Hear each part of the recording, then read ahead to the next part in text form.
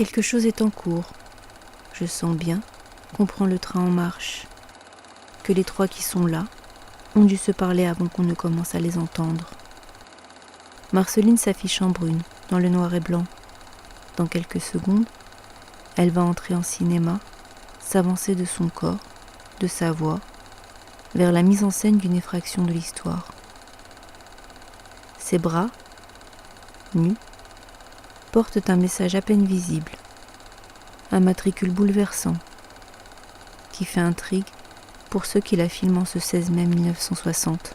Tout le projet du livre au départ, c'est essayer de comprendre comment, dans une expérience de cinéma-vérité de 1960, petit à petit, à force de bifurcation, à force d'interrogation, à force de cheminement, mais aussi avec de l'intuition, on arrive à laisser dans un film une place à ce personnage féminin qui n'est pas exactement comme les autres, mais qui pourtant doit tenir ensemble avec cette communauté de cinéma. Je suis intimidée parce que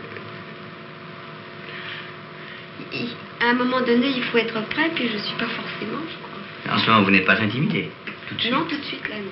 L'héroïne de mon livre est une héroïne de cinéma, qui est aussi une héroïne dans la vie réelle, puisque ce personnage féminin apparaît dans un film qui s'appelle Chronique d'un été, qui est réalisé à partir de 1960 par Edgar Morin et par Jean Rouch. Et dans ce film de cinéma-vérité, les deux réalisateurs s'entourent de personnes de la vie réelle. Si y a une manifestation d'antisémitisme dans n'importe quel pays du monde, eh ben moi je me solidarise, je ne peux pas l'admettre que ce soit un juif allemand, un juif polonais, un juif russe. Toute la première partie du livre est très rapprochée, qui étudie la surface du film et qui finalement analyse le film pratiquement en prenant les battements de cœur du film, son pouls, essayer d'étudier des micro-mouvements, des micro-événements relativement à l'apparition de ce personnage.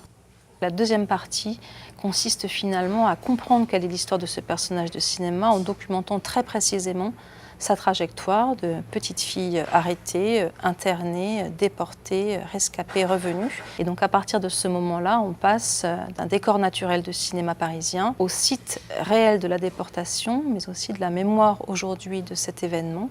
La seconde partie est scandée et rythmée en fait par des photographies noir et blanc, originales, qui sont en fait des évocations à la fois rêveuses, taciturnes, silencieuses, mais très évocatrices aussi d'un monde très tumultueux qui a donc été celui par lequel est passée cette petite fille avant de devenir ce personnage du cinéma, mais aussi cette personne donc, qui existe aujourd'hui et qu'on connaît sous le nom de Marceline Loridan Evans.